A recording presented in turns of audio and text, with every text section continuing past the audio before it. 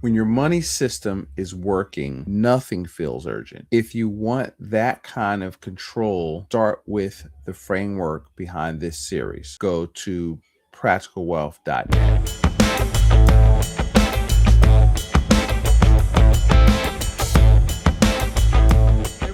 Today we're going to talk about the myth of free markets. Free markets need honest signals. Money signals are distorted. Our whole market is distorted. So here's the trap. So I'll just jump right in. The trap model is this. I call it most people are trapped in the debt paradigm, where again, you're taught to earn, then borrow to get the things you need and want. The money, borrow the money, spend it, and then repay others, repay the banks, right? Or save a little bit so you can spend it later. And just in case, hey, buy some term insurance, right?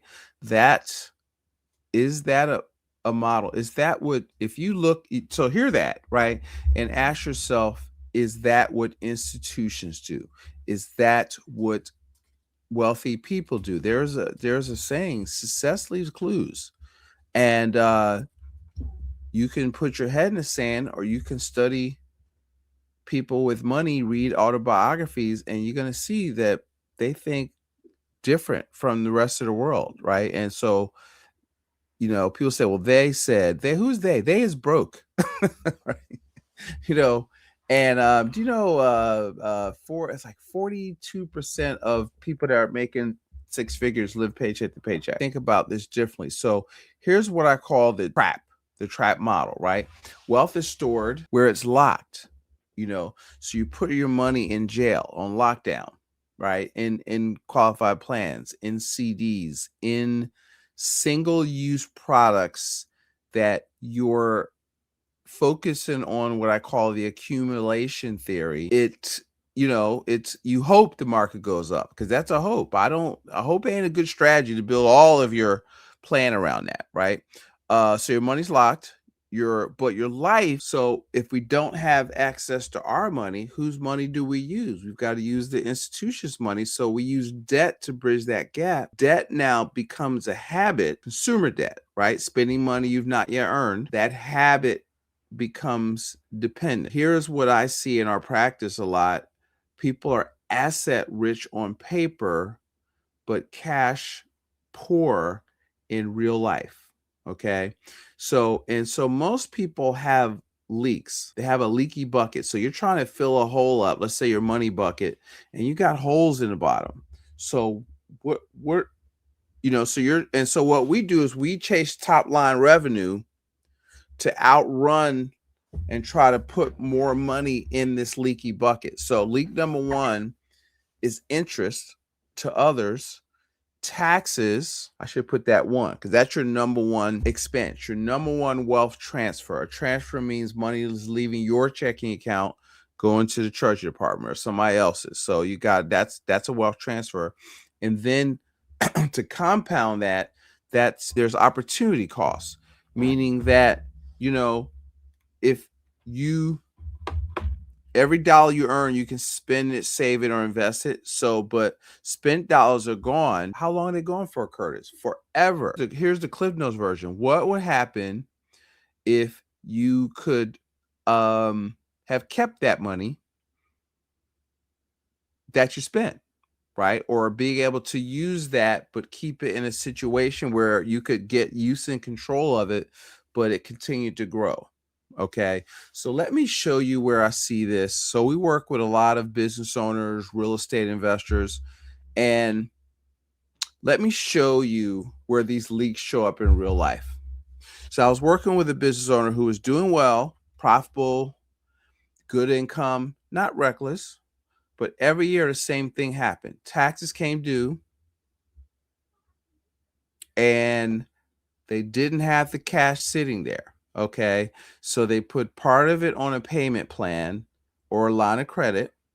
Then a few months later, an opportunity showed up, new equipment, a marketing push, an expansion, a property came up that you could get, but you had to get your hands on some capital, and they didn't have the money or the cash for either. So guess what? We borrow. right? And so, but here's the part that people miss. While all this is happening, so they have other money, but it's locked up where you can't use it. So you don't even consider it because you've got your money trapped in little silos that you can't touch, right? And so without tax or penalties or taxes, right? So they were simultaneously saving, borrowing, paying interest all at the same time. Okay. And that's when I told him, I says, listen, you're not leaking money in one place, you're leaking money three ways, right? Interest, taxes, opportunity costs. Let me add a couple more in there. How you pay your mortgage, how you fund retirement plans, how you pay for kids' education, um, how you finance things, right? And so, there's more money lost in your behavior and how you've been trained to handle money, right? Because remember, how do financial institutions get you to do what they want you to do? Was because remember, what do they want? They want your money. They want it on a regular basis. They want to keep it as long as possible. And when do they want to give it back? Never, right? And so we have been trained to play their game. And so you just go along with the go along because you don't want to think. Curtis is here to say, hey, you're smart enough to now I'm not saying not fund your 401k. Hear me. I don't know if I'd fund it past the match, but what I want you to do is wake up, okay, and take control of your life, right? Remember, we're talking about capitalism at the you and me level. Capitalism is a good thing, right? An ever expanding system of cooperation among strangers. Okay. And so, you're leaking money in three places. Okay. So it's hard to get ahead. And none of it feels dramatic, but it's quietly keeping you stuck. Right. And so people say, well, all right, then you hear because see, most wealth is lost by how you manage cash flow. All wealth is created through free cash flow. So then you try to budget. This is in personal finances. In your business finances, it's your profit and loss. But both of those, budgeting is a tactic. Okay. The problem is your infrastructure, right? You don't have a system for controlling cash. So we call it in our system, and we have a process we call cash flow mapping. One is a diagnostic. Where's your money going? So you have to learn how to tell your money where to go instead of just asking where it went. See, if you're getting your P&L like the 15th of the next month, God, it's too late. It's like that's last month. That's history. It's good to know because you can see what you did, but I spent like the last day of as I record this in February 1, just to date it. But at the end of the month, I do a deep dive on, all right, where did our money come from? Here is what I think my earnings will be in the next month. And I've already created, places for it to go. I got to pay estimated taxes. I got to pay myself a profit. I got money that needs to go to the main household. I got operating. I've got bonuses. I've got to think about that. I can't react. You have to go in thinking about that. So I don't think budgeting is a fix, because the way you're structured is you get money, you put it all in your operating account, or when you get paid, it all goes into your bill pay account, and that's an operating account. So, Mike McAllowitz says in Profit First, your business is a cash eating monster, and it'll eat up all the money you give it, right? So if you don't separate the money at the point of contact, you will spend it. It's something called Parkinson's Law. Nelson talks about in the book that says that expenses rise to meet income, right? So you have to learn to take control, and it has to be a system. Dan Kennedy, one of his books I read, said, look, all wealth is a product of systems.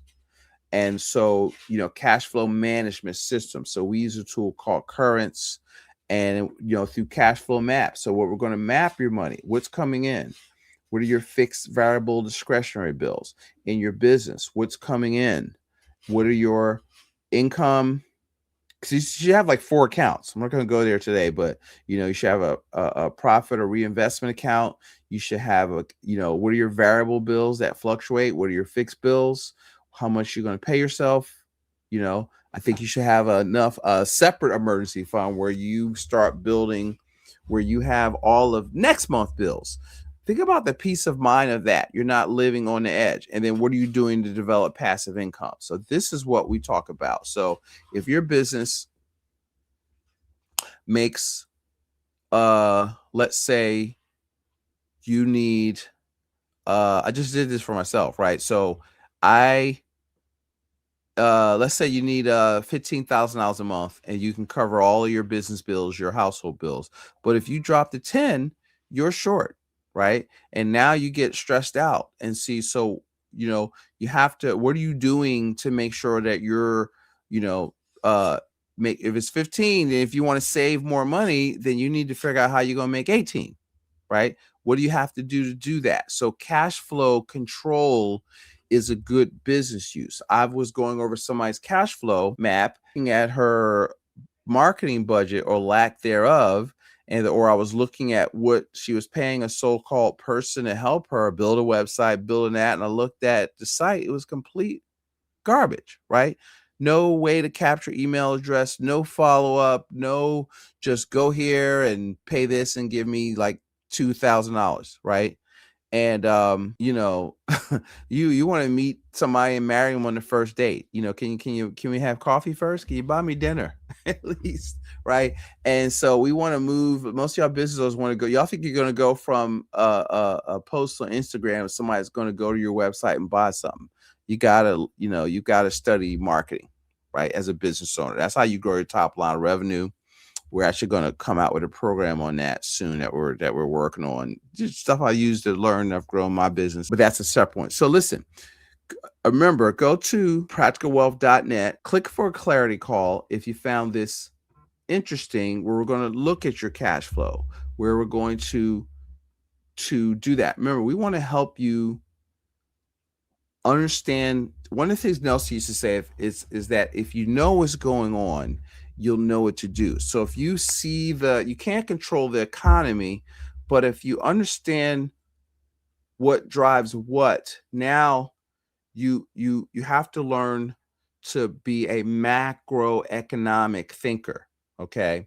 And so one of the things that IBC did for me was, when I went through Nelson's book and read through the bibliography, and then you read Rich Dad Poor Dad, you read Economics in One Lesson and the Confessions of an Economic Hitman. It's like Morpheus giving you the red pill, right? You can go back to sleep, or you can take the red pill and see what the real world looks like. And I was red pilled, and I ain't been no more good. Okay. So I want to, Curtis is here to red pill you.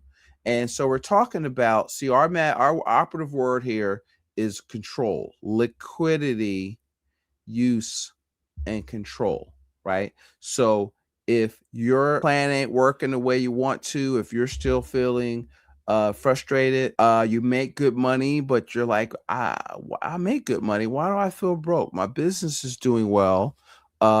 But you feel like you're in prison because, if you go away or if you get hurt, your business dries up. That's a prison. It's episode 2 made you realize you're leaking money, even though you're doing everything right. You're not imagining it. Interest, timing, and missed opportunity quietly drain momentum for hundreds of thousands of households and business owners. The fix isn't budgeting harder, it's fixing the structure.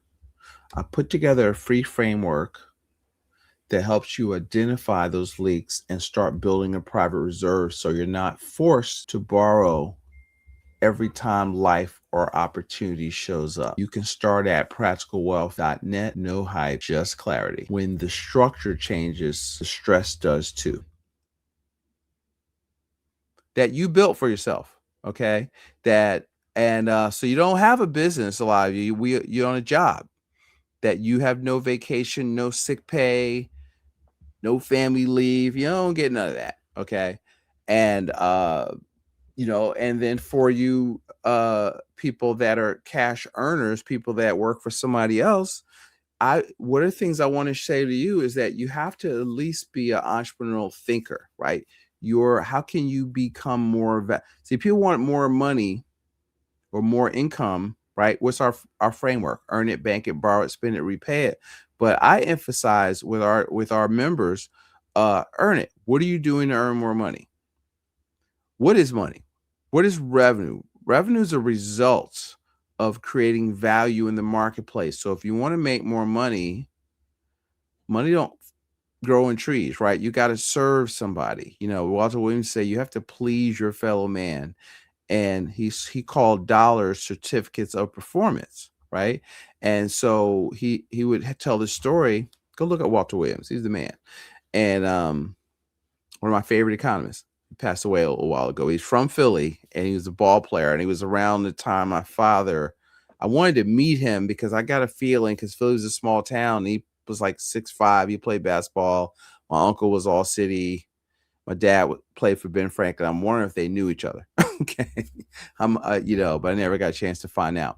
But he would say, listen, he would go a fine cut of steak and his favorite Bordeaux wine, and he would go to the counter and he would ring it up, and they would say, listen, have you pleased your fellow man this week? He said, yes, I have. Well, prove it. And then those are the dollars on your debit card. Those are the dollars you have. That's your capital that you use to live your life. So if your money's tight, you've got to say, how can I create more value for others? How can I serve others? And remember, money's result. See, if you understand that, a lot of y'all would be less angry, because you got to understand the source. That's another story. But money's a result. If you understand money's a result of creating value in the marketplace, and so if you focus on your skills so you can make yourself more valuable, your life will be better, right? And so we have two roles when it comes to money. One is we have to be a good steward of our money, and we have to lead our wealth. We have to be a good money manager, and we have to lead our wealth. You have to lead your personal economy. And one of the ways to do that, where you have control, is learning how to be the bank. Check out the show notes in the link. If you want to learn how to be the bank, there's a video link on our website that says Be the Bank. Go there and you can opt in and watch about I think it's a 45-minute video on that, and then reach out to us and let's talk. Have a great day.